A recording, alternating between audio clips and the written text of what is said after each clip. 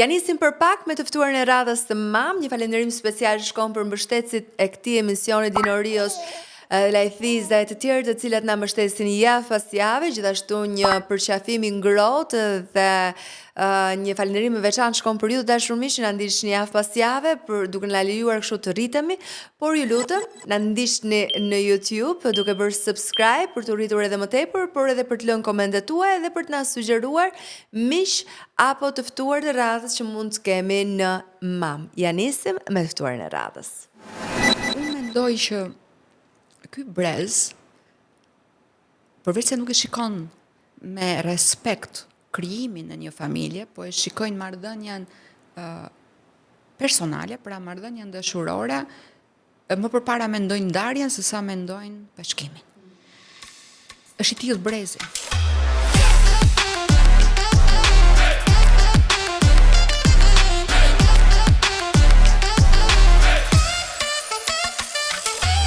E di çfarë ka të bukur në mam?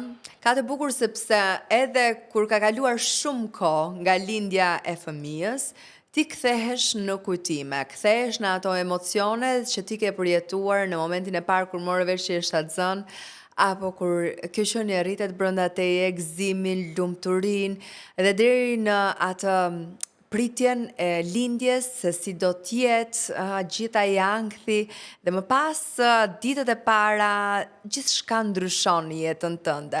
Dhe ato kujtime kthehen edhe nëpërmjet fotografive, siç e kam unë ditën e sotme për ftuarën e radhës, dhe në fakt është hera e parë që kam disa fotografi të bebit, të Dorina Memës.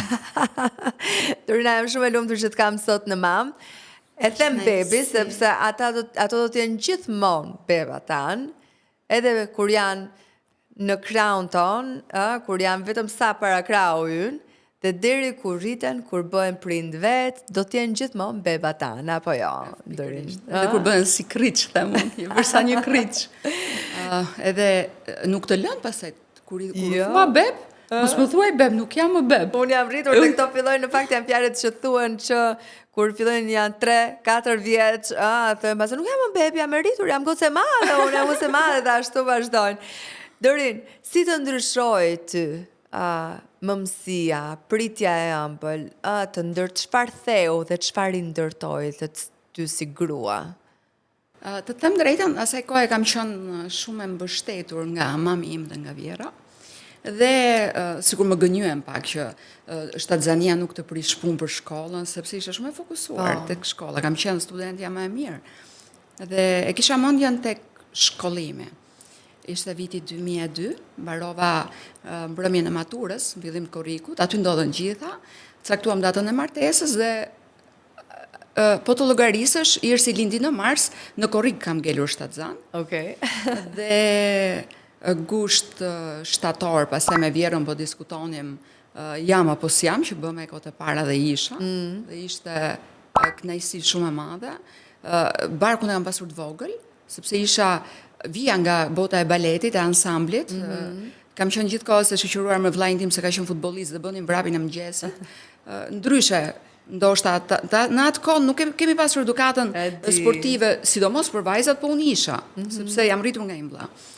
Dhe ndoshta jeta sportive më ka ndihmuar që të kisha një shtatzëni shumë të shëndetshme. Kisha pak të përzierë. Keshe përzierat e para, në ato muajt e para, i kujton, nuk i harron asnjëherë. Jo, nuk i harroj sepse mendja kujton, besoj me vendet dhe momente kur ti je i fokusuar. Dhe besoj se këto lloj përjetime që ti je totalisht i fokusuar aty edhe me memorizohen, pra shkruan tek memoria e gjatë. Mbaj mend, Vjera, me thënë të drejtën, ka ndihmuar shumë me dietën. Kishim pazarin e ri afër edhe dilim në 7 mëngjesit, bënim pazaret dhe tek pjesa e jeshillëqeve, lëngu i mishit, lëngu i kockave, por nuk i kam pirë unë sa që ka pirë Irsi. Më mbrapa.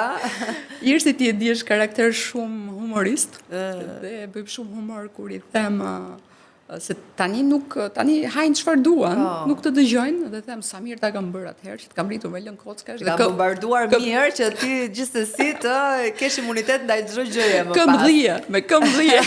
Sa i nati mirë. I them limonin. Është shumë e çuditshme. Unë nuk e kam ngrënë limonin këto, të athtat nuk I doja kur isha vajzë dhe e re me zi haja sallatrat. Ishim më tepër mami bënte byreqe si ajo tryeza e krujës që ka qenë shumë me karbohidrate. Yntyra, kishim qef. A shtove pesh shumë që është Xhanis apo jo? Fiks me libër 14 kg. 14 kg. 14 kg. Kam pasur një shtatzënie shumë të shëndetshme, fal Zotit, dhe ndoshta është metabolizmi, ndoshta është genetika, ndoshta edhe trajtimi. Por mendoj dhe nuk heq dorë nga ky mendim, jeta aktive, sportive, unë mendoj që e çon metabolizmin në një funksion perfekt në çdo organ. Në çdo funksion që ne mund të presim nga vetvetja. Do qëndroja pak te pesha për vetë faktin që ti je kujdesur gjithë jetën për veten tënde, edhe në vazhdimsi, dhe do qëndroja këtu edhe për dhënë mesazhin edhe te nënat. Është kthyer një lloj presioni ditët e sotme. Ndoshta më përpara nuk ka qenë, po duke ardhur pjesa e Instagramit, të dukur të shtyr një lloj presioni që duhet vijë në formë shumë shpejt. Dhe çfarë I thua ti këtyre nënave Dorin ditët e sotme, që kërkojnë me do e mos të kthejnë linjat e tyre, ndërkohë që kanë një tjetër qëllim më të rëndësishëm në jetë në atë moment? E para është bekim, bëhesh nën. Çelësi jetës është jeta vet. Jo të gjithë e kanë mundësinë, kështu që prandaj duhet ta Uroj marrësh. ta kenë dhe duhet kenë durim sepse me natyrën dhe me një mënyrë jetese, healthy lifestyle, edhe me pjesën që e përsëritëm të stërvitjes që të ndihmon në balancë hormonale, mund të arrish atë pa ndërhyrje, kemi thënë këtë. Ndërsa për sa I përket durimit, e para njerë ti do organizohesh që t'jesh një nënë e mirë në shtëpi, sepse kur pasur ishim të vogël, ne kemi dalë vonë, vërtet fillova shkollën Don Bosco, po e kisha vetëm 4 orë e gjysmë dhe isha pjesën tjetër me Jersim. Vazhdova punë tek ndryshimit spitalit, tek Sori, kam punuar dhe me ato që zgjidhnim cilat ushqime duhet të kishim në magazina, cilësinë dhe çmimin, kuptohet, dhe tek ai pozicion isha. Aty jam kënaqur, kisha 40 gram. Ishte një eksperiencë ku isha shumë e re, po fitova një eksperiencë të jashtëzakonshme për tregun e ushqimit, 2005 ka qenë, dhe e kisha me orare me vjerën, vinte dhe mami. Domethënë, disa ore mante mami, kisha vjerën, dhe mbasdite isha unë me vajzën, por ai zgjimi që shkoja në shkollë, sepse vitet e para Irsi na ka bërë zbar. Ka qenë në vështirë? Atëherë, të fillojmë pak të ankohem për Irsin. Atëherë që nga lindja. Lindja ishte e bukur, shkoi gjithçka mirë? Jo, apo? kam pasur një lindje shumë të vështirë sepse kisha legenin shumë të ngushtë, isha X small, edhe si trup jam e vogël, dhe kisha një komplikacion me Irsin dhe kishte kordon. Dhe ka pasur një shenjë të qafa. Dhe kishte një kordon të rrotulluar 2 herë. Unë nuk doja të bëja gjilpërën në kuris. Nuk doja as epidural, as spinale, pra nuk doja spinale. Asgjë, dhe do të tregoj një histori shumë bukur, do qeshin shumë. Vjera më vinte nga pas. Ishte ora, atë ditë unë po vija perdet e shtëpisë. E dinim që do lindim dhe kemi për të pritur për të përcjell. Dhe nga viti I ri deri në mars, 3 muaj perdet duhet ti bëjmë një refreskim. Dhe si duket dhe puna, se zjatesha, po nuk kam pasur problem. Dhe në vit të ri merja gjelin, e pastroja, I bëja gjitha vetë. Dhe po vendosnim tapetin të fundit pas perdeve, dhe aty më filloi shpina. Therje, po, fillon të një dhimbje. Nga fundi shpinës, deri te maja gjuhës, kështu për politëse, dhe të thithte, kupton, dhe të ikte truri. Pastaj të lëshonte. Dhe kisha një hapësirë kohore të gjatë pushimi. Po sa vinte kjo hapësira kohore e pushimit po bëhej më shpesht. Derisa filluan ato dhimbje dhe ikja rreth rrotull tavolinës së bukës dhe më vinte vjera. Pastaj nuk më kapte dot sepse sa vinin dhimbjet u bëja vrap. Nuk isha parë që sa fillonin dhimbjet ikja me vrap. Sa pushonin ndaloja dhe rregulloja frymarrjen. Por ç'është kishte këtu, po e sforcoje veten që mos ndjeje dhimbje apo çfarë? Atëherë kur lëvizja më ikte ky inputi që të nxirrte trurin, të nxirrte trurin. Nga shpina deri lart ajo ishte e tmerrshme. O Zot, ishte e tmerrshme. Dhe ikja me vrap. Do të më ndihmonte shumë ky inputi im, ishte trupi im që duhet lëvizja. Do të nuk rria të duroja, dhe vjera nuk më kapte dot nëpër shtëpi. Dhe kemi filluar orat 10 e darkës, erdhi mamia. E deri në 7:30 të mëngjesit ka lindur në 7:33, me 22 mars. dita demokracisë. E në Vruzit kemi dhe fest. Edhe mbaj mend që po më binin rajet e zemrës dhe mua dhe bebet në fund, bën gati sallën dhe i them, jo sallën, aty u zgjova komplet. Sepse doja lindje natyrale. Asaj kohë, imagjino 2002-shin. Kam ngulur këmbë për natyrale në atë kohë, imagjino se ç'mund të bëj sot. Edhe po e kam ndjer për së gjalli të gjithë lindjen. Jam ndoshta ndër ato pak gra që e kam ndjer për së gjalli të gjithën dhe lumburrat që nuk e provojnë. Sepse është vërtet një vuajtje për te njerëzore. S'është një tur sikur po të shkulet e gjithë lëkura e trupit, po gjithë natë. Vinin disa gra, lindnin dhe iknin. Unë vazhdoja bëja vrap në për spital, nuk më kapnin dot. Mamia, jo, po nuk, as këto, infermierët e reja. Edhe... Si ishte ai momenti kur dëgjove të sharën e parë, Jërsit? Të them të drejtën, Jërsi nuk po qante. Dhe ishte një panik midis doktorave. Vjera ishte jashtë, mbaj mend, dhe lanë të hynte në atë minutë dhe ka qarë pas disa sekondave. Dhe unë këtë nuk e kam kuptuar. Pastaj, kur fillova vetë të vija në vete, sepse kisha një lindje shumë të dhimbshme, aty u kujtova, ajo nuk qau. Domethënë se Matias, unë jam njëri detajist. Kështu kam qenë dhe fëmijë, nuk ndryshoj. Domethënë, unë jam çka kam qenë fëmijë. Rrugës ndoshta vetëm jemi plakur pak edhe kemi marrë më tepër dije. Dhe i them Vjerës, pse nuk qau në fillim, mos ka ndonjë gjë. Por i thoshte se ajo kishte hallin tim. Sepse isha totalisht e zverdhur, kisha një pamje të shnaturalizuar në ngjyrën e lëkurës dhe e sjellim pastaj dhe më kapi, t'jep gishtin. I jep gishtin edhe të mbledh me doçkat e vogla. Dhe kemi qenë gjithë përkushtuar. Por zgjimi. Ç'a bënte?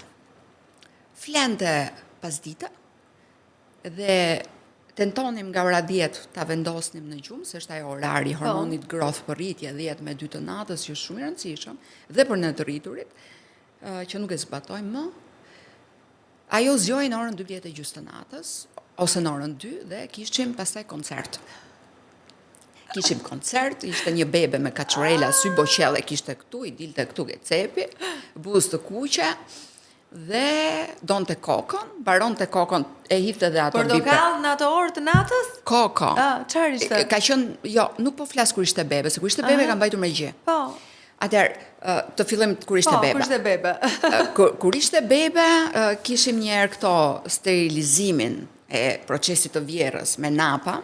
Unë kam vuajtur shumë për pjesën e zorës së trash se nuk të jepnin as magnez, shumë gabim. Do një magnez likuid kam dashur. Dhe kur i studiova vetë thash për çfarë pas kam vuajtur ai shumë, gjë që bëjnë shumë gabim dhe sot ta këshillojnë, asaj koha jo. Si fizik, si duket nga që kisha bërë shumë sport e vogël, kam pasur nevojë për magnez. Kam pasur deficite magnezi dhe u ka dashur dhe ishte një vuajtje që e kam vuajtur kot. Po. Dhe pjesa tjetër e Jërsit ishte shumë e shëndetshme sepse e kisha me gjë. Gjiri më mblodhi, por më ka ndihmuar mamia shumë e Vjera. Për ta... Ai ujti me kamomil, do më thënë në shtëpi ishte... Gjithkohës, ujti me kamomil e kishim. Dhe kjo ishte për gjithënjen për që të shtonte gjirin, apo? Jo, dhe për vete, lasha me ujë me kamomil pasi linda. Jam larë me ujë me kamomil. Po pse? Sepse unë linda vetë. Dhe në momenti kur ti lind vet dhe pjesa e zonës intime vjen duke u futur, duke u mbështjell qepjet, dhe kisha shumë nevojë për një ujë që ishte antibakterial po natyrar. Dhe jo vetëm jodin, uji me kamomil ka qenë një shpëtim. Rregullonte pH-in uji me kamomil. E kisha 10 herë në ditë. Dhe ajo më rigjeneroi. Ky një rigjenerim bio. Dhe Irsin e kishim me napa, të hekurosur, ato napat nga kanë zi jetën, deri kur është rritur, se janë dronim në kurrisë djersiste, ishte një beb që bëj me djers, e mbulonim dhe karrocën me nap, me Vjerën, jam kanë ndihmuar, me thënë drejtën dhe jam shumë mirënjohëse. Unë nuk jarroj ditët e vështira kur. Dhe Irsi ka qenë, emrin ja ka vënë Vjera, ja lash Vjerës, vendosja, Irsin, e gjeti tek disa emra, tek një libër, thoshte, sipas Vjerës, Myslimane është një emër që kishte të bënte me yjet, me yjesin, e thash okay, vendosja. Në rregull. Dhe Si u duk Irsi kur lindin ato kohë? Kujt i ngjante? Irsi i ngjante të jatit. Pse? Dhe vazhdoni ngjante? Kishte një prerje. Syt i kishte të babait të saj. Ndërsa tek goja, këtë pjesën e mishtore, buzë të kuqe, i kishte si unë, mjekrën me cep. Pastaj kur u rit, filloi të merrte një har këtu si babai. Domethënë, unë mendoj që fëmia me periudha. Me periudha. Fëmia ndryshe është i vogël dhe fillon dhe ndryshon kur rritet. Po syt i kishte të ti. Trupin e mori timen, për fat, dhe se ndonjëherë do që trupin gjatësin ta marrin nga babai, po. Jo, është më gjatë se unë. Okej. Unë jam 1,65, ajo është 1,68, po. Dhe rëndësishme që të trashëgojnë genet e mira, mos të trashëgojnë genet që mund të trashëgojmë sëmundjet, siç unë e kam në gen diabetin, insulinë rezistencën, nga mami, nga tezat, nga nëndaja, po. A kishe frikë ti për transmetimin e saj? Kisha, po megjithatë Vjera thoshte i ka ngjarë mamit tënd. Mami im ka qenë një njerëz që vetëm qeshte rind. Ashtu e mbajnë mend edhe në Krujë, një njerëz që ju ushqente të gjithë, e ka qenë njerëz i rrallë. Meqense më përmendë mami pak më përpara, është një moment kur ti bësh nën që kur shikon nënën tënde, teksa vjen në momentin e parë kur ke marrë fëmijë në krah, atëherë kupton vërtet atë që ajo gjithë jetën ka provuar për ty. Ka sakrifikuar. Atë dashurinë, atë që ti je personi më i dashur në botë pa kushte për të. Si ndodhi për ty ajo përballja? Mbaj mend vjen atë mëngjes me 21 i bie derës dhe kishte ardhur dhe kishte sjell ushqimet, se na i sillte nga Kruja vezët, bio, vajin e ullirit që e bënim vet atje, dhe kishte sjell çantat.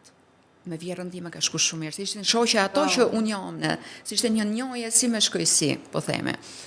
Dhe, i thot Vjera, po ti ç'nej, tha, se Vjera po llogariste edhe ditët, dhe mos hajde, i tha, se kishin një, si da them, gojdhën, nëna nuk duhet ta marri vesh, nuk e di pse, po vuan shumë vajza kur e merr vesh. Mamit ja ndjeu zemra, dhe atë ditë ishte në mëngjes aty. Do bëjmë punë të shtëpisë, tha, se ka hequr dorin apertet edhe sot kemi punë të shtëpisë. Tash ik sot, i tha Vjera, dhe se kishim përzënë ndonjëherë. E kupton? Edhe po përzija në nënën time. Edhe unë që isha mbrapa derë, edhe unë po rria me bizhame. Edhe më thot mua që nuk i di, tha, janë ditët fiks. Se numëron të ditët, ja kishte bërë kalendar. O zoti, o zoti, e përzu mamin. Dhe mami thot, mirë, po ikite, se kam në tezën. Mirë thot, po iki te motra. Te motra. Dhe e dyshoj mami. Dhe të nesërmen i bën telefon Vjera që ka lindur. Po, mami im ka qenë e çmendur pas Irsit. E kemi lënë dhe në Krujë disa ditë. Më shumë e lija dhe për imunitet, sepse ne kishim pallat përpara dhe të loste me fëmijët, dhe fëmijët e pallatit atje e kanë trashëguar atë që unë kam qenë komandante fëmijëve, dhe e kishin përsëri e kishin mbajtur atë traditën ku bëhen 10 fëmijë dhe krijojnë lojra. Lojrat jashtë i bëjnë shumë mirë fëmijëve. Të padjegësi, me bizë, këto organizimet që bëjnë fëmijët në Krujë për të mbledhur ullit, për të pastruar pallatin, i kemi pasur gjithmonë atje. Dhe e dua Krujën, sepse kanë dhe tradita dhe njerëz shumë të mirë dhe për ta mirëmbajtur vendin, dhe fëmijët janë akoma në oborret bio, pra rrëzohen vet, ngrihen vet. Ashtu duhet janë fëmijët. A je ndjer ti një mami fajtore në rritjen e Irsit? Jo, pse nuk jam ndjer fajtore? Sepse në mendjen time, në mendimet e mia për gjithë shka, dhe kur del me shoqet, ke një ditëlindje, një parti, mendimi parë është me këtë dori Irse. Ti e ke mamin, qa do hajnë në darë? Ta kam lënë darkën aty, po vishem, po daljem, sepse ishte mosha që donim të dilnim, po ishte edhe koha e Shqipërisë, asaj koha që sa po u kryua mentaliteti i lirë për të dalë, për të shijuar, pra nuk ishte një mentalitet që shiko se vajzat nuk mund të dilnin më, dhe organizoheshem. Unë kam pasur të gjitha shoqet me punë, dhe të gjitha organizoheshin të shpremte të shtunë, sepse gjatë javës punonin, dhe iknim në kinema, dilnim në blok, kishim lokale të mira. Alkooli nuk e kam dashur ndonjëherë, gjithmonë isha unë ajo që i çoja shoqet në shtëpi. Po, donim të shijonim moshën në rind. E limitonim veten. Kjo është gjë e mirë, të kontrollosh dhe të limitosh veten, sidomos pjesa e abuzimit me alkoolin. Është shumë e rëndësishme në moshën e re, me cigaren, pranë fëmijës me cigare, më shqetëson shumë pjesa ku shikojnë nëna që dakord nuk kanë ku shkojnë dhe në lokal do dalin me karrocë, po mos ja pi cigaren afër. Shumë dakord. Pra, hiqe një tek tënden, sakrifikosh pak për fëmijën sa të rritet. Se kjo është jeta, duhet sakrifikosh. Dhe nuk ndjehem fajtore, sepse ato sakrificat i kam bërë të momenti, sakrificën e madhe që shtëpia ka qenë e saj, kafshën që donte bon, dhe pse boja më zjodhi mua. Dhe u krijua një film ku miqt e rrjeteve sociale e kanë dashuruar lidhjen xheloze, Irsi është për të bërë film. O, zë po ishte vërtet. Ka qenë vërtet. Unë i bërtisja Irsit a i mbarove detyra të shkonte edhe kjo te dera. Po ti, për çavje, bispiruqe. Dhe ajo i lete dhe më shikonte mua që a i lefa mjaftueshëm, kishte. Dhe në fakt, një nga gjërat që mamat vuajnë shumë dhe prindrit vuajnë shumë në fillimet e tyre është gjumi. Ti më përmendë pak më parë që gjumi është i rëndësishëm 10 me 2 të mëngjesit se s'bën duhet bërë, ka bërë zborin. Skip, por Irsi me sa duket nuk ka qenë fëmia ideal sa i përket gjumit apo jo. Ja tregoj unë, tani do shkoj ta zgjoj. Çdo ditë.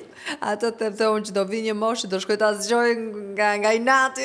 Sa e bukur është jeta e njeriut, plakesh, jeti problemi, dikur janë fëmijët problemi, dhe kur i hoqa gjirin, bas një viti, filluam pak me ushqim, pak dhe shpesh, dhe u mësua pasaj 1 vjeç, 2 vjeç, 3 vjeç, ishte ajo periudha që edhe ecte dhe merrte ato biberonin me koko, dhe kokoja e saj ishte shumë e rëndësishme në orën 2 të natës, donte koko. Domethënë kishte bërë një rutinë shkatruese dhe natën, se nuk ja mbaja kurrë të shtrydhura në frigorifer. Ti shtrydhje portokalli në 2 të mëngjesit. Kur s'kisha portokall, fusja karrotën me mollë, zgjoj pallati. Ti nuk e imagjinon, kur nuk i kam dhënë një gjë të ndenjur. Jo, e kuptoj të ndenjur jo. Po gjitha i sheqer në 2 të mëngjesit të Dorina. Sepse në gjumë s'do flinte, është e sigurt. Ajo ishte uji nuk ta pinte. Donte kokon, që ta qetësoja. Qante dhe donte të dilte. Dhe qa bëja? Improvizoja shkallët brenda në shtëpi. Dhe po të lëvizje, sikur po zbrisje shkallët, pushonte. 2 vjeç ka pasur këtë ves. Tortur me zbor, më ka bë zbor. Po të thash, zbor kur linda. Zbor, se do ikja në shkollë në mëngjes, po. E bënte Vjera mëngjesin. Vija e gjeja, më thoshte Vjera kam lënë enët pala për shembull. Do laja, do bëj dreka. Kam vënë lëngun e mishit e kam zirë që ti bëjmë pak oriz, ja bënim si llap me lëng mishi, ato pjesën e orizit. Shumë pak kam përdorur sheheriet, i kam përdorur shumë orizin, dhe edhe misër të zirë, ja kam përdorur jeshtë me brokol. Dhe këto legumet ja kam përdorur shumë. Grurin si ashura, më sillte mami nga kruja, e shtypte ma bënte gati dhe ja kam përdorur shumë atë lëngun e trashë të grurit. Me pak mjalt, me rusht të thatë, atë e kishte qef. Dhe trahana i bënte mami, e gjë ndonjëherë dhe atë nuk doja, edhe e kishte qef. Domethënë ushqimin e mamit e kishte qef kur u rrit. Çfarë i gatuante mami më hante, i bënte qofte me pilaf, atë u mësua. Por me gjumin kur rahatuat? 5 vjeç vdiste për pilaf me grosh.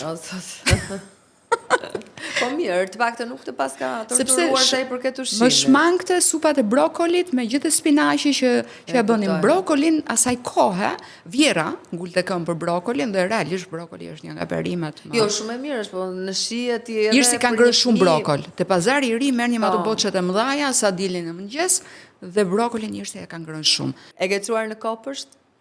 Pastaj Vjera më thot duhet ta çojmë patjetër. Dhe kishim një kopësh afër Abraham Lincolnit. Organizoheshim me oraret, ta marr unë, ta marrësh ti. Dhe gjëja më e bukur ishte kur shkoja unë se mbyllja punën ndonjëherë herët. Edhe mami, është ai moment. Po, se mendonte që do shkonte përsëri Vjera dhe se unë dilten 4:30 në 4, unë dilja në 5 ka puna. Dhe kur shkoja që i bëja në surprizë, u lëriste. Nuk harrohet asgjëra. Artista dhe ajo thirrja mami aty te kopshti. Dhe unë gjithmonë kam bërë një gjë të mirë. Ndoshta jam edhe karakter që dua ti ndërtoj vetë, ti qëndis vetë, ti qep vetë, dhe këtë që kam veshur, me kushërirën time e kam dizenjuar, qepur prerë vetë me kushërirën që kam në kruj, dhe pjesa e Irsit ishte kostumet e festave ja bëja unë. Bëja detaje, po të shikosh aty për një qershor, një vit e kam bërë si zanë. Me krahët, dhe duhet gjeja krahët pa tjetër. Se nuk i kemi pasur të gjitha këto dyqane që kemi sot. Se po flasim për vitet 2000-2005, 2000-2008. Dhe ishte e vështirë që të gjeje dhe këto gurët, që të bëja të dekorin, ose babagjyshin që gjeja të pellushin e... Nuk po gjeja pellush të bukur, me zi e kam gjetur atë pellush të bardh, dhe aty është mërzitur se nuk erdi babi, vonoj babi. Po. Dhe i kam bërë gjithmonë fotografi. Unë nuk kam bërë fotografi e vogël, kisha frikë të bëja fotografi, nuk i lejoja. Nuk e di pse nuk i kam lejuar e vogël bëja fotografi. Në Kruj kishim një fotograf që ai e kishte humbur dorën, ndoshta më trëmte ajo, pamja, dhe ka qenë njeri shumë i mirë, por e kisha fotografin, atë shkrepjen më trëmte, nuk e di pse. Një gjë e rëndësishme është tek prindrit është për ëndrat që thurin për fëmijët e tyre, se çfarë duan të bëhen, se në çfarë kursesh i fusim që në fillim. Tani ne shikojmë shumë që përgjithsisht prindrit i fusin mundësisht në çdo kurs të mundshëm, s'ka gjë, le ta bëj këtë, le ta bëj atë, le ta bëj atë. Dhe unë shikoj fëmijë që vinte e zauruar në shtëpi, është shumë të lodhur dhe nuk më duket një anë normale, me thënë të drejtën. Unë mendoj që fëmija ka nevojë të ketë edhe kohën e lojës së vet, të qetësohet, Okej, mund të zgjedhësh një talent, një dëshirë që ai ka nevojë edhe të ri qetësisht, të shlodhet, Të krijimtaris. Se më duket sikur po i përmbushim me gjithë ato dëshirat që ne nuk kemi plotësuar dot në jetën tonë. E vogël unë kam pasur një thes dhe kisha mbledhur shumë lecka, penj, sepse ja bëja unë rrobat kukullës. Nuk e mbaja kur me atë fustan që blihej kukulla. Duhet t'ja qepja unë, ta vishja unë sipas mendjes time kukullën. Dhe Irsin e kam lënë të lirë tek bota e saj që të krijoj, dhe me thënë të drejtën, nuk kam ngulur në këmbë çfarë do bëhet Irsi. Por unë e kam studiuar çfarë dëshiron të bëj Irsi, çfarë dëshiron Irsi. Unë e kam marrë te kurset që e çoja, atë që dashuronte dhe dilte vete para te dera, apo më tregonte që sot kemi kursen, ishte patinazhi. Hapet patinazhi i parë tek City Parku, mos gaboj. Dhe shkonim edhe për shopping, dhe shikoj patinazhin dhe me thënë të drejtën unë ja adhuroj sportet klasike, por dhe operën. Më pëlqen klasikja, konservatorizmi më pëlqen. Dhe them, Irsit, do i veshësh, do hy dhe unë me ty. Dhe rëzohemi ditët e para dhe i prenotoj një mësuese. Për 3 ditë filloj të ecta. Edhe më pyes se vetë kur do më çosh, dhe e çoj pastaj i paguaj një vit në Sauk kur hapet qendra madhe në Sauk, dhe aty e kishin bërë si shtëpi. Qendra u mbyll, nuk e di pse u mbyll, as abonimi nuk na u kthye, nejse çon si ka, ajo mërzit asaj kohe. Edhe i thoya do fillosh këtë, do filloj, jo, domethënë bën të skip çdo gjë. Sepse nuk e kuptoj, bëhet investimi një biznesi dhe mbyllet. Dhe aty mbyllet kush? Edhe investimi i fëmijëve që janë aty. Pra duhet kemi kujdes dhe kur hapim biznese. Japim këto biznese, se mos kur kanë të bëjnë me fëmijë. Nuk janë të përgjegjshëm, Dorina, jo të gjithë janë të përgjegjshëm. Pra duhet i mbajmë me dhunë, duhet i mbajmë këto biznese, sepse kemi të bëjmë me dashurinë që kanë krijuar fëmijët aty. Ndarja është një nga temat që gjykohet më së shumti. Ende sot e kësaj dite, edhe pse ka filluar të normalizohet, le themi, po më duket më shumë në ana sipërfaqësore kjo gjë që po normalizohet, po ajo ndarja e lëgjurmë gjithsesi, Dorin. Njerëzit që mendojnë shkurt, egoistët, unë nuk jam një karakter egoist, besoj e keni vënë edhe me temat. Egoizmi është një pjesë e ndërtimit të vetes për të dëmton. Realisht të dëmton dhe të cënon karakterin. Në momentin që ti e kufizon egoizmin dhe e hap zemrën tënde më tepër, bësh pak më tolerant, mendon edhe për tjetrin, vendosesh edhe në pozitë të tjetrit, edhe pse është armiku yt në këtë moment vuajtja, sepse po e quaj armik se është krijuar një lloj vuajtje. Unë mendoj që si shpreha më e bukur që kam lexuar në një nga librat e Religion Anatomy, janë shumë të vjetra, ishte bukuria më e madhe në këtë botë. Ishte e mrekullueshme, thot, dhe më e bukura që pash, thot një dietar, zemra që ndjeu dhimbje dhe falje. Pra, kjo është e nënës. Ti je një nën tashmë. A nuk duhet mendosh përpara për fëmijën dhe pastaj për veten? Vërtet duhet jesh një mbrojtëse. Ne adhurojmë Ariun kur mbron klyshët, ajo është e mrekullueshme, e jetës e natyrës, por duhet të ndalosh, të mendosh dhe të falësh. Pse? Sepse fëmia ka nevojë edhe për babain. Në vërtet. Fëmia ka nevojë edhe për gjyshen. Fëmia ka nevojë edhe për fisin e babait. Fëmia ka nevojë të njohë çfarë është falja. A të kërkoj Të njohë çfarë është pajtimi. Kërkoj kohë. Kjo gjë, të arrije në këtë pikë. Patjetër. Koha i shëron plagët që nuk i shëron dot njeriu, nuk i shëron dot ligji, nuk i shëron dot gjykata. Dhe unë do doja të jepja një mesazh nënave, mos e neglizhoni kohën, sepse koha është shërimi. Pra ne e zhdukim efektin kohë dhe themi do i bëjmë ne. Jo, i bën koha. Shëron koha, duhet keni zbut koha duhet keni gjërat. durim. E vërtet. Dhe durimi i rregullon. Dhe ne që i kemi kaluar, flasim që të kuptoj ky brez. Pra lërja një kohës disa gjëra, mos u nxitoni të thoni fjalën e keqe, mos u nxitoni të bëni veprimin e egër, lërja një kohë sepse të nesërmen zbutet gjithçka. A ke menduar në moment si doja dal vetë aso kohë? Ne ka menduar ndaj zjata dhe pjesën e asaj që nuk shpëshkonim dhe edhe një komshi, edhe një shoqe, edhe një kushërir dhe vjerri, pra babai i burrit më thoshte ndoshta është më mirë të ndajeni, jeni më të qetë për vajzën. Divorci nuk është fare i mirë. Duhet gjithmonë të tentoni të ribashkoheni, është pjesa e faljes, të falurit, pra prisni deri nesër, se nervat e sotme të nesërmen kanë më tepër logjik, më tepër butësi. Prisni sa të bjerë ajo dëbora që e zbut gjën, jo në stuhi, asnjëherë të merrni vendime në mes të stuhisë. Po, e vërtet. Dhe po t'i jepni pak kohë vetes, po t'i jepni pak mendim më të gjatë fëmijës, po fëmija, sepse gjithë goditja nga fëmija. Pra është pjesa e egoizmit që po flas. Më kupton? Sepse unë nuk isha një nënë që do ta marr unë dhe ato nuk do ta kenë, nuk do ta shikojnë. Padyshim që ne marrim sharjet, padyshim që femra i mban gjitha mbikurisë, nuk e vën në dyshim unë. Që janë aty nëna që po thon, po ato më shajnë, ai më ka rraur, ai më ka dhunuar, unë dhe ika, po kjo pra është madhështia nënës, të falë. Se ti je zemër nëne, nuk je zemra një gruaje që po shikon jetën egoiste të një karrieriste, po je zemra një nëne. Është më e vështirë ndarja apo përgjegjësia për të rritur emocionalisht një fëmijë të shëndetshëm? E dyta. Rritja e një fëmije psikologjikisht i lumtur. Pra kemi një rreth, ndaj ngul këmbë për rrethin shoqëror, që i postoj dhe i them sensibilizoni, sepse fëmia nuk rritet në pragun tënd. Fëmijën e rrit e gjithë shoqëria. Fëmijën tënd e ushqen tregu ushqimor. Fëmijën tënd e ushqen ajri i kontaminuar apo i pastër qoftë.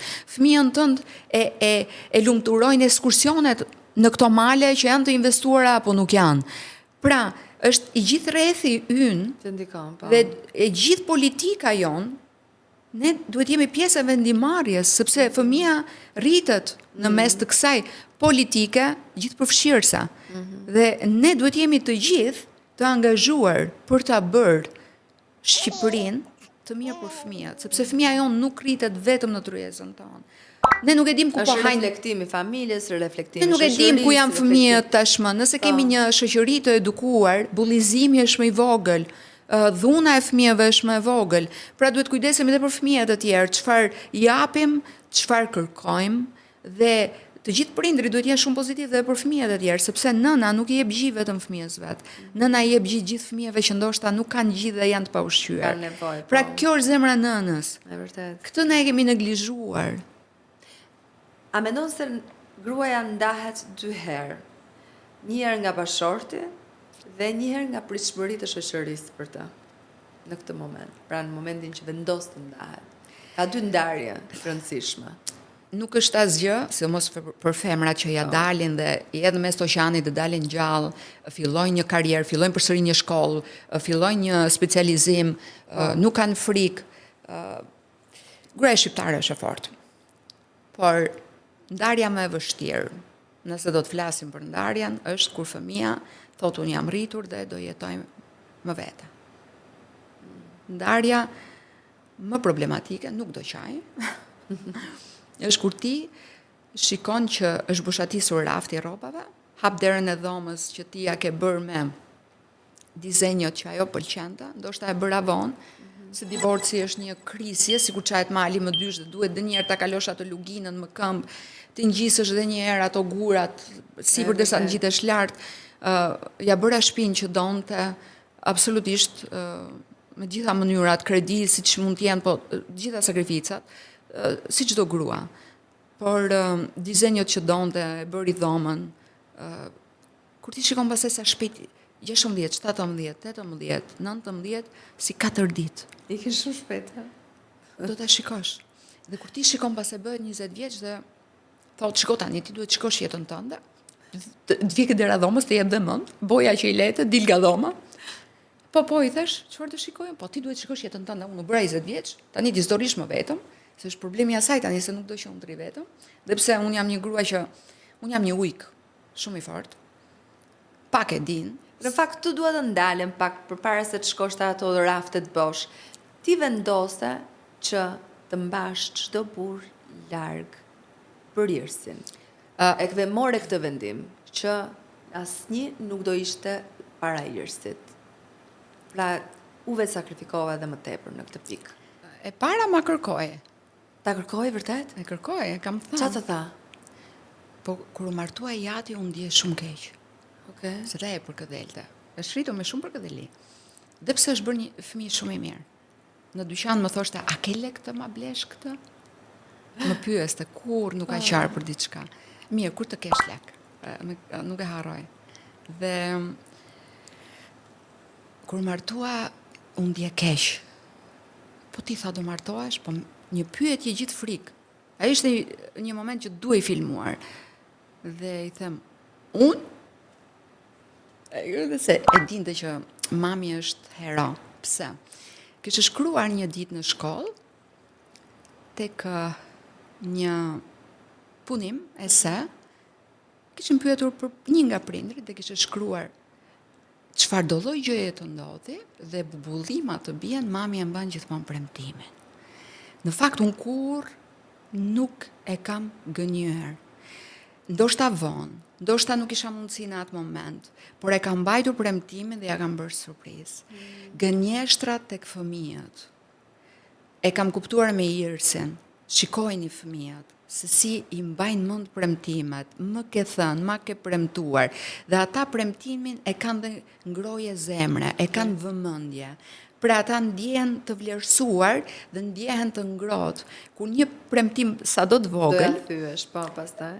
Ti e neglizhon. Pra po mendon për punën më tepër se për mua, por edhe nuk e shprehnë, sepse nuk duan të të lodhin, të të stresës edhe fëmia e do prindin. Pafund. Dhe nuk e shprehnë, ndaj duhet të jesh shumë i vëmendshëm tek premtimet që bën. Dhe ajo ma ka thënë, ti i ke mbajtur gjitha premtimet me mua. Domethënë kjo pjesa e premtimeve është shumë e rëndësishme. Ama çfarë bëra? Meqense e kisha të konsumuar herët pjesën e marrëdhënies në çift, burr, grua, dashuri, partner dhe thash pushimet me Irsin më kënaqnin. Ikja në ski, ikja në det. Do të thënë, qa punoja, mblidja lekët dhe i kam shpenzuar. Nuk kam qenë njëri që të bëj llogarit bankare.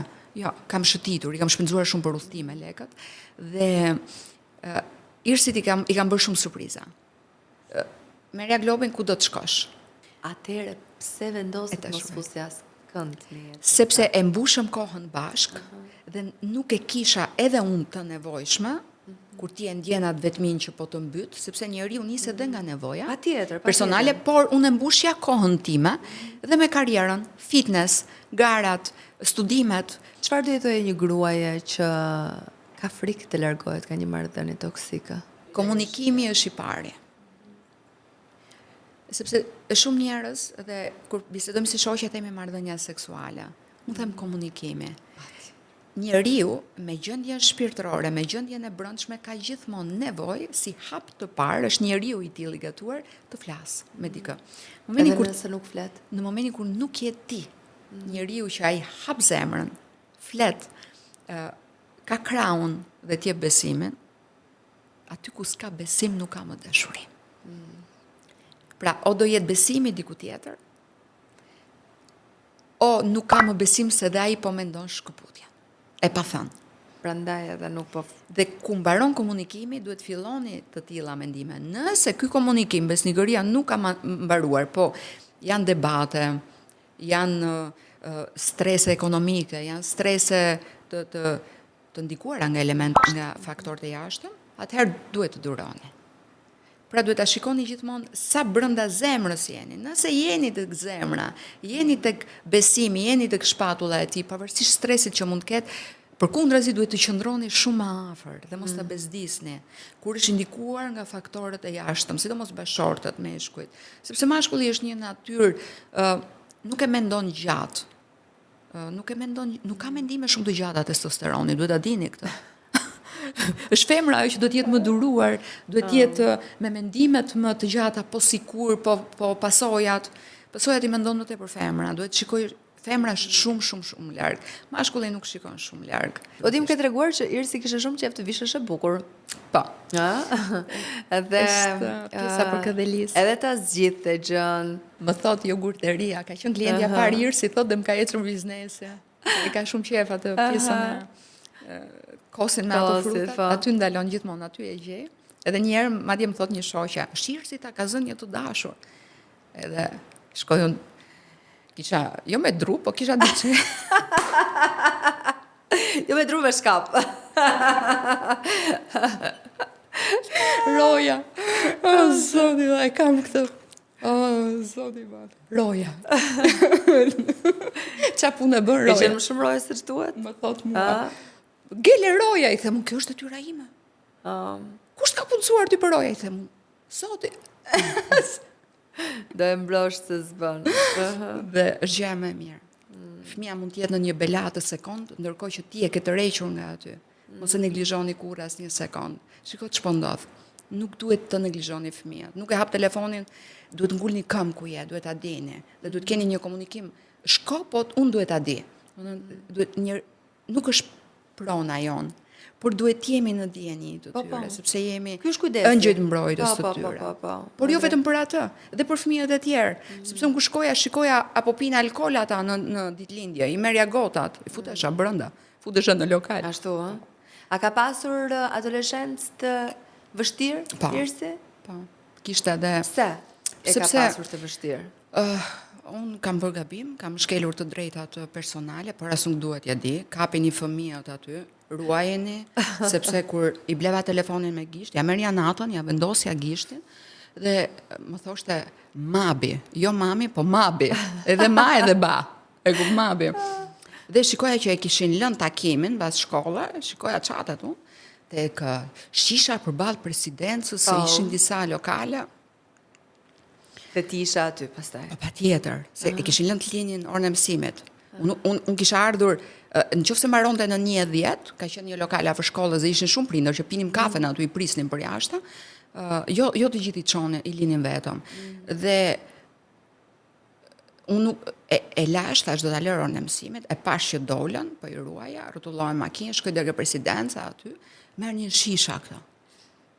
Do të thënë 15 pinin shisha. Një shoqja e vet kishte korona në dorë. Të merr. Të futam. Unë kisha muskujt këtu. Si më bën që imagjino? Të vegjël. Po e di, prandaj po Rëndësishme është që ti imagjinoj kesh, fëmijën tim rëndësishme është që ti kesh në sy. ndodhi gjë të tillë, po. E rëndësishme është që ti kesh në sy dhe qeshje, sepse mami, do dhe ka pasur këtë të me, mami Irsit, të vegjël. Sot besoj e kujtojnë, ja kam zgjedhur. Po jo, është shumë e rëndësishme që ti jesh aty në ato momente. Ka pasur dhe mësuese të mira, na lajmëronin në telefon, se dhe mësuesi ka të bëjë shumë, është një element i jashtëzakonshëm, drejtoria. Dhe në fakt, ai që e bullizon i pari fëmijën, thonë që është prindi. Atëherë, e di pse e bullizoja që të bëj e zonja vetes. Pra, është si babai kur e hedh fëmijën të mësoj notin në ujë, ty të duket e dhunshme, se mos këto njerëzit që kurorëzojnë viktimizimin. Nëse do ta fundosësh një fëmijë, kurorëzoj viktimizimin. Ashtu? Jo, njeriu ka ardhur të mësoj. Njeriu ka ardhur të gaboj, ka ardhur të lëndohet dhe të shërohet dhe të rritet dhe ta marrë mësim. Si do ta marrë fëmia mësimin? Pra, ne nuk po e lëm brezin të marrim mësimet e veta. Shikoje rrugën, i them, vendose këmbën horizontalisht se rëshket, jo me maj. Pra, dhe e pash një ditë po ecë dhe rëshkiti. E more mësimin. Pra, duhet të kuptosh. Fëmia ka të drejtën e jetës, jo të kontrollit ton, po të mësoj. Pra, ne duhet jemi vëzhgues, ne duhet jemi aty. Për çfarë ziheshit më tepër? Punë të shtëpisë. Pse s'më tregove? Duhet ta di, sepse unë marr vesh gjithçka. Ku e more vesh? Më vonë, kur e pa që unë merja vesh gjithçka, kur ka qenë 14, 15, 16, vinte pastaj te banaku, do të tregoj diçka, po ti nuk do të rrikosesh. Dhe në fakt kështu është prindërimi, nuk është në fakt të mësosh të prindërosh, po të mësosh të edukosh veten tënde dhe të dëgjosh. E kam ndryshuar veten sepse mendoja që me dhunë, jo. Merrte rrobat, ik i thoja ik me valiçe, dilte te dera. Me pasur shpesh kështu lëvizjesh. 2-3, i thoshte vjera, shko te babi. A ke pasur frikë në atë moment që do e bënte vërtet? E ndiqa me nga pas, ku të shkonte. Pra do e ktheje mbrapsh. Fjalën tënde, mërzin tënde do e ktheje mbrapsh gjithsesi në fund fare. Do kënaqet kur ta dëgjoj. Hera e parë që të ka rrëfyer që kishte rënë në dashuri. Dhe ja zbuloja unë. Po, unë e kisha më tepër që të kishte një, atë nuk ja ndalon dot. Pse nuk ja ndalon? Unë kam punuar shumë për drogën. Unë kam punuar shumë të donte shoqet. Unë kam punuar shumë të ishte një njeri mos krijonte probleme, po t'i kalonte, të duronte, mos u nxitonte, mos i paragjykon njerëzit, sepse ky paragjykim na ka shkatruar shoqërinë. Unë e mësova të vlerësonte veten. E mësova të donte kafshët e vogla që të bëj një fëmijë dhimbsur. Po është bërë më tepër se ç'duhet. Dhe më trego pak atë momentin me të dashurin e parë. Më thot, unë e dua atë. Dhe më kujtohet filmi edhe kështu edhe ashtu. Dhe i them, po prit, i them, domethënë je shumë, ne s'bëjmë asgjë, po ç'a do bëni? Ne shkojmë vetëm dalim në kinema. Shkonin, dilnin, ishin këto lokalet afër shkollave që uleshin, çatet i kishin të vetot, dhe jemi organizuar njerë, bashkë me prindrit që ka pasur e çuni atëherë për një darkë, edhe për të vajtur në plazh. Por unë mendoj që ky brez, përveç se nuk e shikon me respekt krijimin në një familje, po e shikojnë marrëdhënien personale, pra marrëdhënien dashurore, më përpara mendojnë ndarjen se sa mendojnë bashkimin. Është i tillë brezi. Diçka tjetër në komunikim me fëmijën, sidomos në komunikim me vajzat, është kur arrin pjekuria seksuale. Dhe ti duhet fillosh flasësh në fazën e pubertetit, sepse koha ka ndryshuar, nuk është më si më përpara. Përballja, kujdesi që duhet ketë, respekti ndaj vetes njëkohësisht. Dhe prindrit ende kanë të vështirë të përballen me të tilla biseda me fëmijët, edhe pse duhet jenë ata që të flasin me fëmijët, askush tjetër. Sigurisht që edhe shkolla duhet bëj rolin e vet në këtë pikë, por mendoj që ky lloj edukimi duhet nisë që në shtëpi. Nuk i takon shkollës. I takon prindit, nënës dhe babait për djalin. Në edukimin seksual, nëna duhet merret me vajzën më herët se sa puberteti. Përse? Sepse kur të vi një bisedë në shkollë, ajo duhet jetë e përgatitur. Ajo duhet jetë e informuar dhe duhet të thithë dhe të krahasoj si ma ka treguar mami dhe si po ma tregon mësuesja. Pra mos ta ketë fjalën e mësueses të parën, informacion që vjen i pastër në trup, po më i pastër duhet vi nënës. T'ja shpjegoj fëmijës në moshën 4, 5, 6 që pyesin, sepse bëjnë shumë pyetje në atë moshë, se po formohen, mund ta kalosh dhe me të qeshur këtë informacion, si mund të themi ti ke lindur nga sjetulla, ka si lejleku janë disa, po më vonë, kur fillon në moshën 10 vjeç, pra 9, 10, 11, duhet jetë e mirë informuar. Kur fëmia largohet nga shtëpia, ajo dhoma mbetet bosh, dera nuk kërcet më, zhurma e dushit, plaq pluq, nuk dëgjohet më. Frigoriferi natë. Rëmuja... Boja nuk ka kujtile. Po, rëmuja nuk është më aty. Është ky moment për prindin që duket sikur asnjëherë nuk është gati për largimin e fëmijës nga shtëpia. Që nga historia e fëmijës, nuk keni parë gjë akoma. Ti mendon se u lodha e vogël, bëra zborin më la pa gjumë. Baron zbori, fillon gëzimi, se fillon të flas, të pyes, të kënaq. E mosha 3, 4, 5 që flasin me këto prerjet e tyre puçi e adhuroj atë moment të jetës. Fillon shkolla, zbori tjetër. Stres. Fillojnë tekat, fillon puberteti, aty fillon gjekja, roja nga pas, jenë mision aty. Aty do lësh punën tënde. Pastaj ti mendon divorci ishte i keq? Ja. Momenti më i vështirë është kur gjen dhomën e fëmijës bosh. Raftet bosh dhe shikon me kutia, ikën dhe ajo e gëzon atë moment se unë po dal në jetën time. Qasti përvarësisë, po. Po ku do iki se përballësh? Po nuk ka rëndësi, iku. Pallati që 76. Nuk fle me ty më. Por në darkë, kur iku, kisha pastruar shtëpinë edhe e hapa derën e dhomës, edhe kam qarë shumë. Edhe atë thash, çfarë është jeta? Po ne bën, përkushtohesh me gjithçka, çdo qelis, çdo frym, gjithçka, dhe ikën. Dhe i shkruaj, ajde këtu, i thash stop. Ktheu këtu. Dhe një moment më thotë do ndryshoj shtëpi dhe po shikoj të marr një shtëpi shumë larg, në një zonë shumë e larg. Dgjoj thash, as mos e tento. Po do ta tentoj. E tentoj atë. Edhe mas 2 ditësh thotë erdha prap. Domethënë ka lëvizur rrobat dhe ka ardhur përsëri ngjitur me mua. Pse e bëri këtë gjë? Donte akoma më shumë pavarësi nga ty. Donte zonën ku kishte dhe shoqërinë e saj, po një zonë shumë e mirë.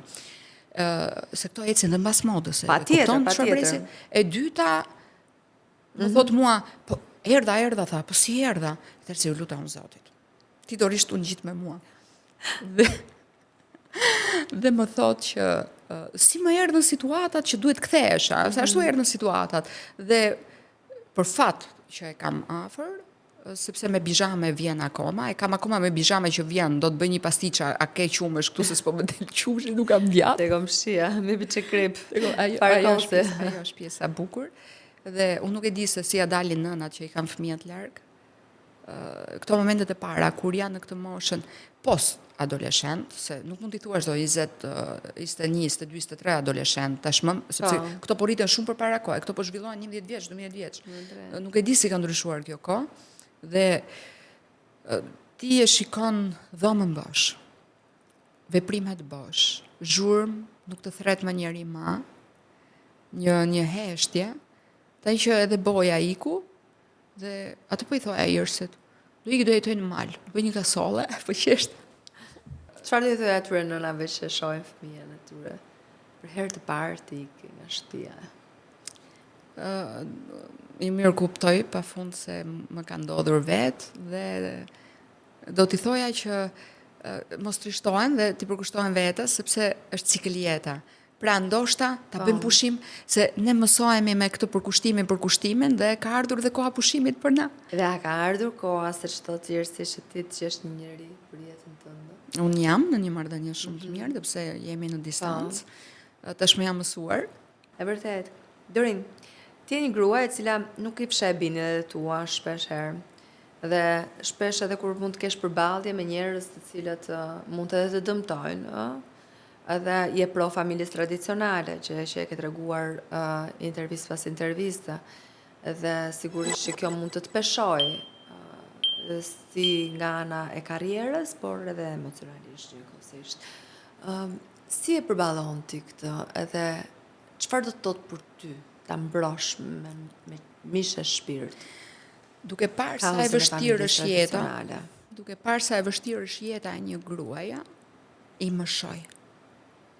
Se nuk e ka në ekran të flasësh, ne të dimri, dhe duhet ja thuash me 2 fjalë, mos hiqni dorë nga familja.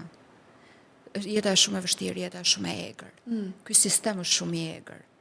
Kështu që qëndroni tek ajo që njohim, sepse të panjohurën ju nuk e përballoni dot. Ne nuk po përballojmë dot tradicionalen. Po. Atëherë, çfarë do përballojmë ne? Një eksperiment. E para dhe e dyta, të gjithë goditjen e hajnë fëmijët. Të gjithë këtë neglizhencë që ne kemi bërë rind, e marrin fëmijët tanë, brezi i fëmijëve tanë, dhe shfaq brezit tonë që i lejuan. Si a shpjegon ti, Irsi, etiketime, kritika që ke nga këta njerëz? Unë kam qenë shumë... Jo vetëm, por në të gjithë jetën tënde. Kanë qenë disa... Si a ke shpjeguar? Kanë qenë disa adresa dikur që sot e kam kuptuar se kush mundoheshin vajzat e ekranit, i bullizonin, të kujtohet ato adresat që sajonin, çfarë nuk nxirrnin, dakor, në rregull. Krijuan atë dunën online dhe janë të njëjtët njerëz që sot na bëjnë si gazetarë të veçpallur, po ato i kanë pasur dhe modernët e rinj. Të njëjtët janë që na kanë sulmuar atëherë. Dhe i di mirë. Dhe i thoja Irsit, thoshte, po ti nuk je kështu, pse shkruajnë këto kështu? Ka qenë 16 vjeç. Atëherë si ja ke shpjeguar? Dhe unë Irsit ja kam shpjeguar që bota është yin yang. Dhe i kam nxjerr foton e yin yangut. Dhe i kam thënë, kjo është jeta. Gjithçka në këtë jetë ka anën e mirë dhe anën e keqe. Fama ka anën e mirë dhe ka këtë anën e keqe. Ku aty përfshihen ziliqarët, dhe më thoshte, po pse janë ziliqar njerëzit? Pra të pyes një vajzë, pse janë ziliqar njerëzit, do thotë që ti ke rritur një fëmijë të mirë. Do bëjmë sa pyetje të shpejta? Po e dua edhe përgjigje shpejt. Nën strikte apo një herë hajt më le të po ta lej. E dyta. Po gjithmonë do ta fal. Është zemra ime. Gjëja që toje kur ti jep në nuk do e bëj kurrë këtë. Të ra fëmijën. Kështu e ke pas thënë përpara? Po. Edhe e ke bërë mbrapa pastaj. Turp, nuk e? Shikoj, e kam bërë me shap. Më e vështirë të rrisësh fëmijë apo të edukosh veten si prind? Unë jam rritur njëkohësisht me Irsen, se isha shumë e re. Në vere, po. Kjo është gjë shumë e bukur.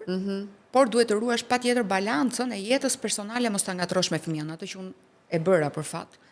Dhe nëna duhet të dinë, jetën personale mos ta ngatrojnë me jetën e fëmijës, sepse do jenë shumë më të lumtura, më të qeta. Kur fëmia bën zgjedhje ndryshe nga bindjet e tua, flet apo hesht? Flet, ë? Nuk e mban dot. Jo, unë e dëgjoj deri në fund. Se dua t'i blej të gjitha gjërat, të gjitha ç'po thot, ç'ka bër, po si i bëj pyetje, sepse dua të kem gjithë situatën në kontroll. Unë dua të kem situatën në kontroll, që të di detajat. Dhe mosha që prindrit duhet ta dëgjojnë fëmijën, duhet jetë mosha 14, 15, 16 që fillojnë dalin me shoqërim, pra socializohen dhe duhet kuptosh... Dhe kalojnë më shumë kohë me ata se sa me ty. Jo, po duhet kuptosh çfarë bëjnë. Po. Droga, rruga, alkooli, me çfarë merren, çfarë mendojnë si bëhet leku. Kjo është gjë e rëndësishme, sidomos për djemt. Më shumë frikë kur qenë e vogël apo tani që është rritur?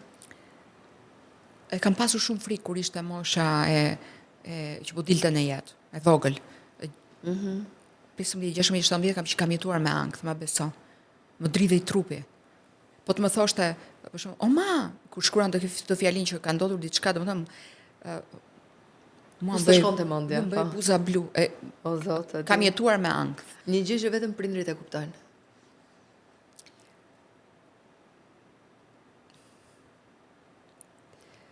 Fëmijët kanë tendencën të gabojnë. Ka fëmijë që nuk e kuptojnë gabimin dhe nuk e kuptojnë që prindi vuan shumë. Dhe gabimin e fëmijës, fajin që mund të bëjë një fëmijë, që dhe mund ta dënoj ligji në një moment.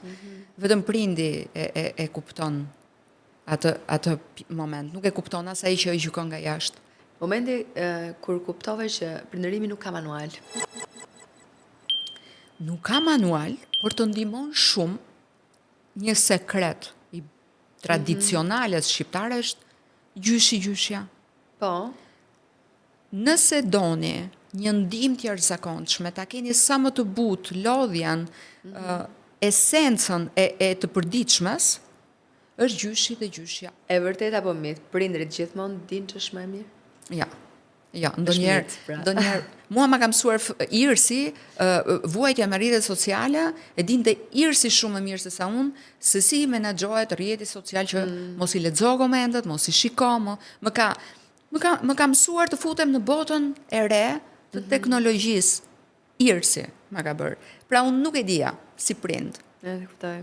Një gjë që sot do ja the Dorinës së re përpara se të bëjë nën. Mos e meraj seriozisht hekurosjen.